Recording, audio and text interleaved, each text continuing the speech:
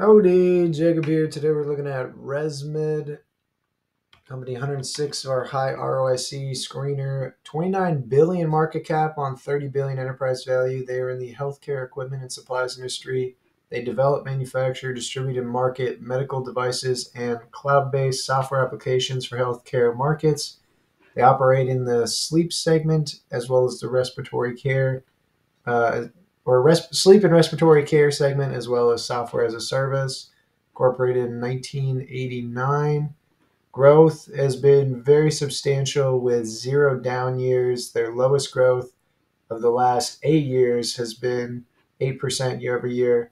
And in the most recent years, actually the greatest year over year growth, with return on invested capital consistently being in the mid teens, which is very impressive. Operating margin increase, gross margin down a little bit, but not too worried about that. Their dividend has been increasing pretty consistently as well. Let's look at that balance sheet. 228 million in cash and equivalents, and then about 1.4 billion in total debt, both short-term and long-term. So not terribly concerning. Let's see what that is in relation to cash flow on a 5-year average basis. We're probably looking at 600 million. And so that's just over 2 years, less than 2.5 years, their 5-year average free cash flow to pay out their debt. So the debt situation is not very concerning. Their growth in free cash flow has been pretty solid. I wouldn't say it hasn't been as impressive as their revenue growth, but still good growth. Their use of cash is quite a bit on the acquisition side. If we were to average this out, we'd probably be looking at maybe 30% on the acquisition side, a little bit of reinvestment.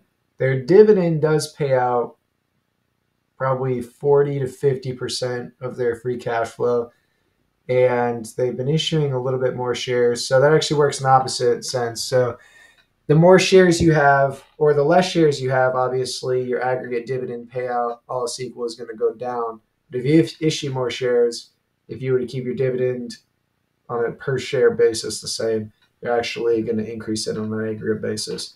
And so it makes sense when companies buy back shares that are hopefully super cheap, which actually uh, they can increase their dividend, and it decreases their dividend on an aggregate basis. So just wanted to quick talk to that, but their use of cash is okay. I mean, acquisitions are fine as long as you are buying companies that are making you more efficient. That's going to be a good use of cash. Like something that if I'm making 10% on my margins and I'm purchasing something that could maybe push it to 12, 13%, obviously everything's the price you pay for it. But in the long run, depending on how long of a horizon you have, making 10% for 20 years versus 13% for 20 years is going to be way more advantageous to think about 13 with that extra increase in margin is huge. Or the problem is most people make acquisitions for revenue growth, which does not cause their margins to increase. And that's what we're kind of seeing here, where revenue is almost 3 times greater and earnings are up that much, but on a free cash flow basis, it's less than double, because we're seeing 320 million free cash flow over here and less than 600 million over here. So just keep that in mind. But let's start making some assumptions. I'd say on the revenue growth side, they've been growing like crazy. I think that it's probably not going to be stopping anytime soon. I would say 8% for me seems pretty solid. At the end of 7 years, will they still have solid growth ahead of them? Yeah, I think so. I think at 20 PE, based on their history, seems pretty reasonable to me. They don't have a lot of debt. Just over 2 years, their 5-year average free cash flow is not concerning me there. For margins, let's do pretty close to average here. Let's do maybe 19 and 17% with issuing 0.5% of shares. That's due to the fact that stock-based compensation is 76 million.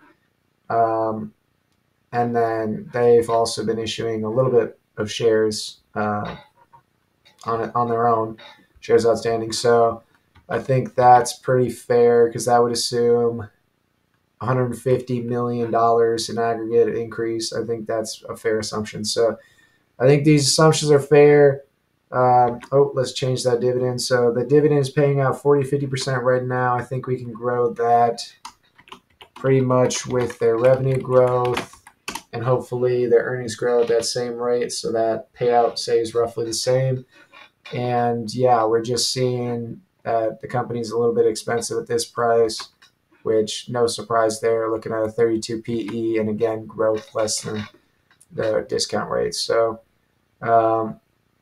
yeah, again, a great company, just like so many others in the screener. I feel like it can get boring sometimes. That's what investing is. But when you find that company that's beautiful as heck at a great price, it really comes out at you. But for now, I hope you enjoy the video, and I hope you have a great rest of your day.